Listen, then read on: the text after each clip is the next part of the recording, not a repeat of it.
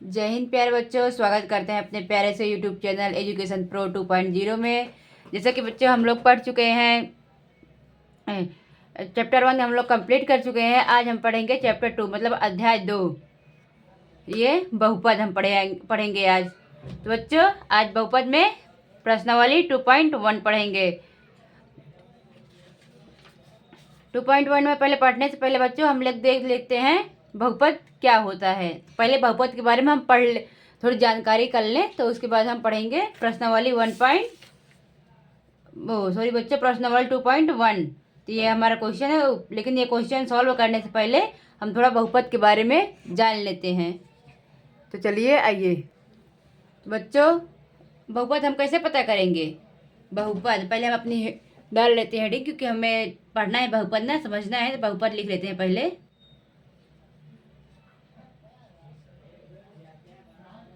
बहुपद। तो बच्चों बहुपद कैसे पता करेंगे ये हमारा बहुपद है? तो बच्चों हम बता दे रहे हैं, प्रत्येक चर की घात एक पूर्ण संख्या होनी चाहिए। तो आइए बच्चों हम लिख लेते हैं, इसको आप लोग भी नोट कर लीजिएगा अपने अपने कॉपी में। प्रत्येक चर की घात एक पूर्ण संख्या होनी चाहिए।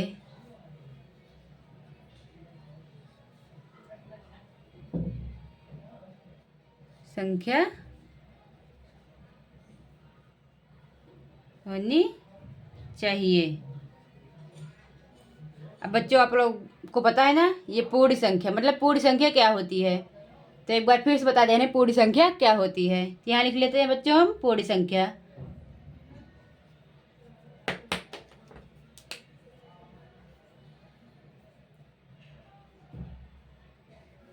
पूर्ण संख्या। तो बच्चों पूर्ण संख्या क्या क्या होती है? पूर्ण संख्या हमारी होती है 0 से लेकर 1 2 3 ऐसे डैश डैश करके इन्फिनाइट तक हमारी पूर्ण संख्या होती है बच्चों। तो बच्चों आप लोग ये सोच रहे होंगे चर क्या है। तो आइए चर हम समझ लेते हैं, चर और अचर क्या होता है। चर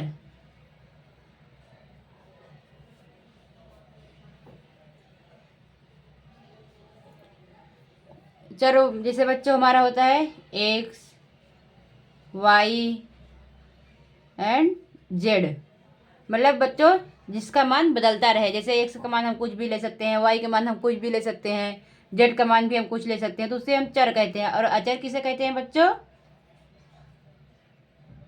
सॉरी, अचर किसे कह सकते हैं बच्चों? तो अचर जैसे हमारी कोई संख्या हो गई, जैसे 1 2 3, ये संख्या थोड़ी ना बदलती है। संख्या अगर एक है तो एक ही रहेगी, दो है तो दो ही रहेगा। तो ऐसे इसको बोलते हैं हम अचर। तो बच्चों हम चलिए यहाँ एग्जाम्पल से समझ लेते हैं, कुछ एग्जाम्पल के साथ। जैसे हम ले लेते हैं 3x² + 4। तो बच्चों देखिए ये हमारा चर है, ये एक हमारा चर है, और इसकी जो घात है ये पूर्ण संख्या है। देखिए ये जो 2 है ये पूर्ण संख्या है, ये इसकी घात 2 लगा है ना, तो ये पूर्ण संख्या है। जैसे कोई और एक एग्जाम्पल ले लेते हैं बच्चों, मान लो 2x² + 4x + 5। देखिए इसमें भी ये पूर्ण संख्या है, और यहाँ पर एक दिख नहीं रहा है लेकिन एक होता है, तो ये भी एक पूर्ण संख्या है। ये x हमारा चर है, तो ये मतलब कि ये बहुपद है, ये पूर्ण संख्या भी है हमारी। और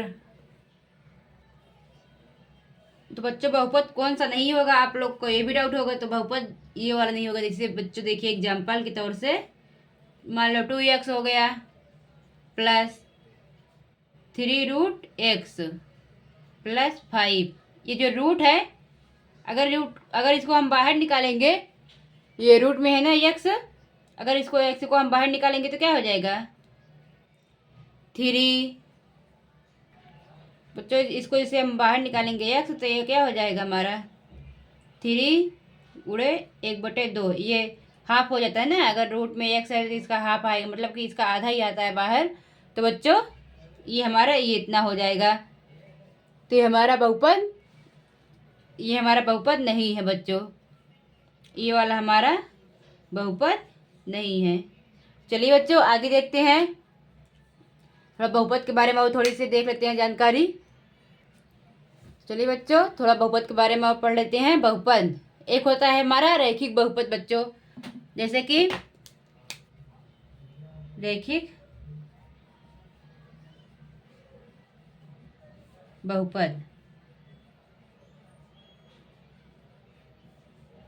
रैखिक बहुपद होता है बच्चों जैसे 2x हो गया, 3x हो गया, 4x हो गया, मतलब बच्चों जिसकी घात 1 हो, इसको हम कहते हैं रैखिक बहुपद। और द्विघात बहुपद बच्चों क्या होती है? द्विघात बच्चों बहुपद वो होती है जिसकी घात मतलब कि 2 हो। जैसे देख लेते हैं हम यहाँ द्विघात बहुपद।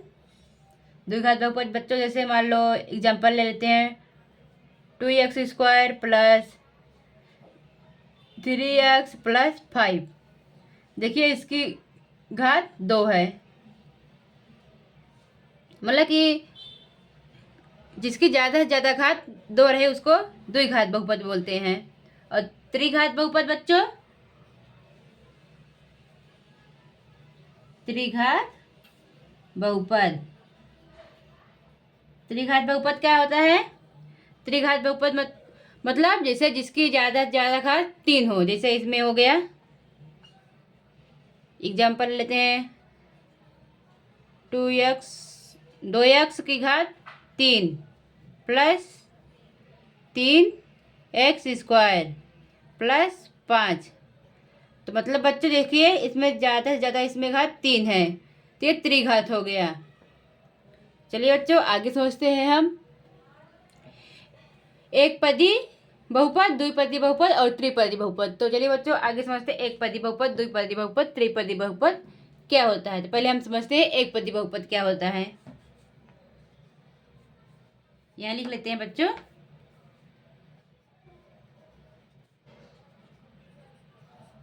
एक पदी बहुपद। दिख रहा है बच्चों आप लोगों को? दिख रहा है। एक पदी बहुपद मतलब बच्चों जैसे 2x हो गया, 3x हो गया, 4x हो गया, ये एक पदी बहुपद है क्योंकि देखिए बच्चों इसमें एक पद है, ये एक एक पद है, सिंगल सिंगल है। और द्विपदी बहुपद,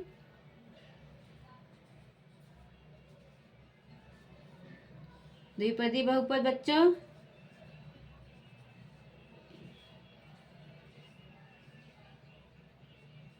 द्विपदी बहुपद बच्चों जैसे 2x प्लस 5, 3x प्लस 5। तो ये द्विपदी है। देखिए 2 पद हो गए, 1 और 2, 1 और 2, ये इन दोनों में 2 पद हैं। और त्रिपदी बहुपद चलिए बच्चों समझ लेते हैं त्रिपदी बहुपद क्या होता है।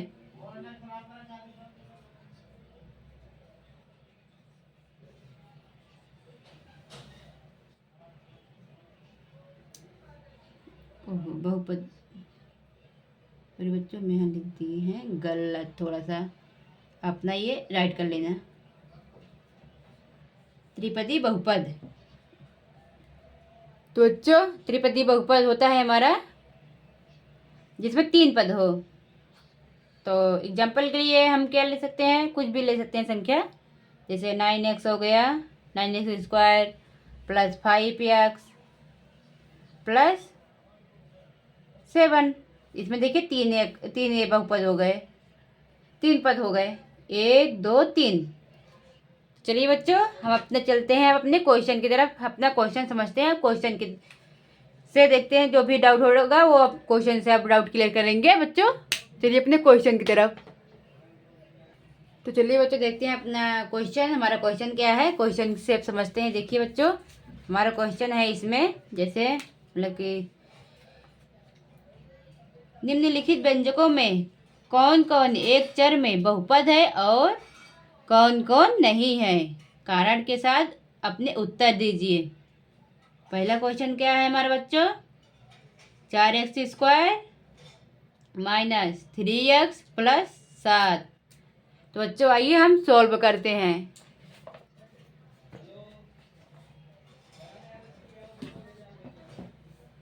पहला क्वेश्चन है हमारा बच्चों, आइए इसे लिख लेते हैं। 4x² -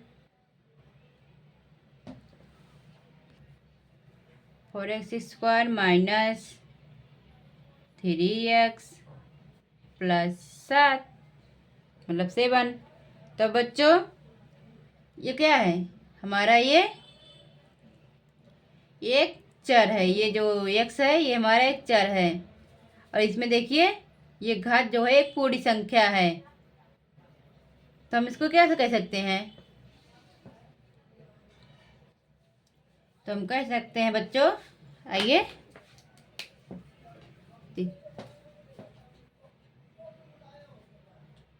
चूंकि x एक चर है इसलिए यह एक चर में बहुपद है। x एक चर है, लिख लेते हैं, x एक चर है, सॉरी बच्चों 4 लिख दिया था हमने, इसको सही कर लेते हैं। x एक चर है इसलिए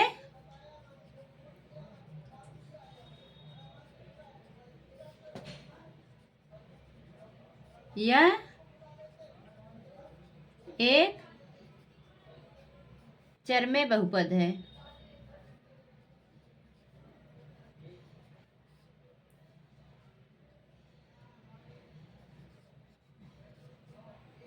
बहुपद है, तो बच्चों इसका ये हमारा आंसर हो जाएगा।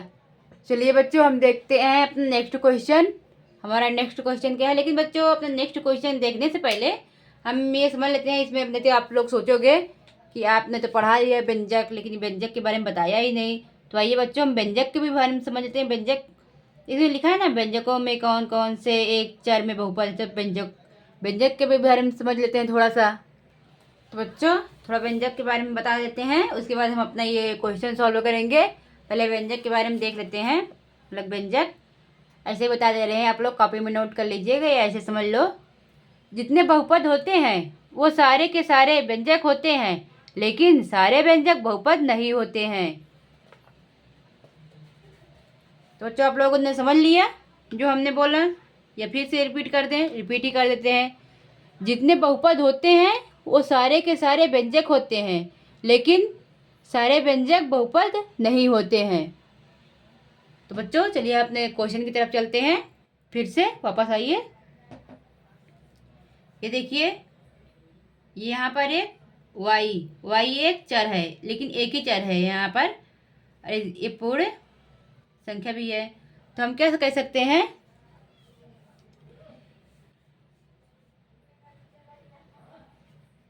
यह यहाँ y एक चर है। देखिए बच्चों एक ही चर है ना यहाँ पर, केवल y अकेले, और यह एक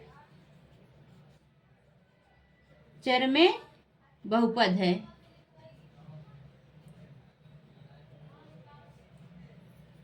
तो बच्चों ये दूसरे का हमारा ये कोई हो गया आंसर। चलिए बच्चों अपने नेक्स्ट क्वेश्चन की तरफ चलते हैं। हमारा नेक्स्ट क्वेश्चन क्या है आइए देखते हैं। तो देखिए बच्चों ये हमारा तीसरा क्वेश्चन है, लेकिन ये तो बहुपद है ही नहीं है, क्योंकि देखिए बच्चों ये जो हमारा t है ये रूट में है। जैसे इसको ये रूट हटाएंगे हम तो हमारा क्या हो जाएगा, 3t मतलब 3t, ये रूट हटाएंगे तो ये 1/2 आ जाएगा, प्लस √2। तो ये हाफ हो गया ना बच्चों, हाफ आ जाएगा। मतलब कि हमने बताया है ना कि अगर हाफ आ गया रूट से बाहर, ये टी अगर रूट से बाहर निकला तो ये हाफ हो जाएगा। हाफ हो जाएगा तो मतलब ये पूर्ण संख्या है ही नहीं, और पूर्ण संख्या है ही नहीं तो ये बहुपद हो ही नहीं सकता, तो मतलब ये हमारा बहुपद है ही नहीं बच्चों। तो हम इसको क्या लिख देंगे, यह बहुपद नहीं है।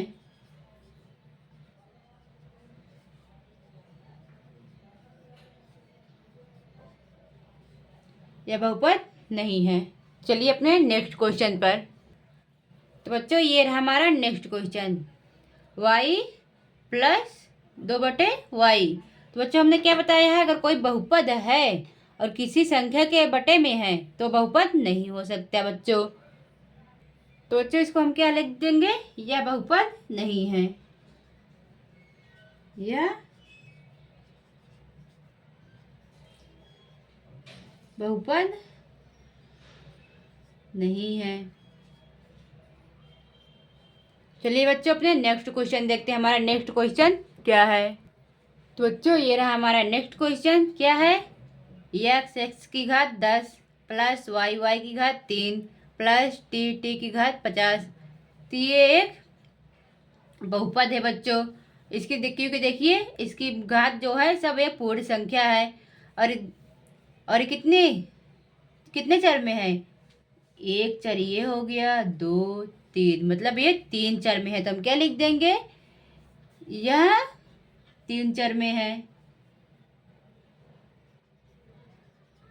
यह 3 चर में है, XYZ, एक्स वाई और टी, सॉरी बच्चों मैंने जेड बोल दिया, और यह एक बहुपद है।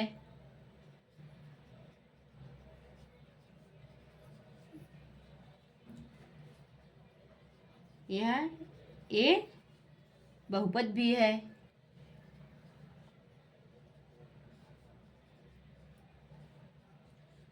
तो बच्चों आज के लिए बस इतना ही, फिर मिलेंगे अपने नेक्स्ट क्वेश्चन में, नेक्स्ट वीडियो में और नेक्स्ट क्वेश्चन के साथ एक शानदार तरीके से। सॉरी बच्चों हम, तो चलिए बच्चों तब तक के लिए ओके टाटा बाय बाय, फिर मिलेंगे हम नेक्स्ट वीडियो के साथ।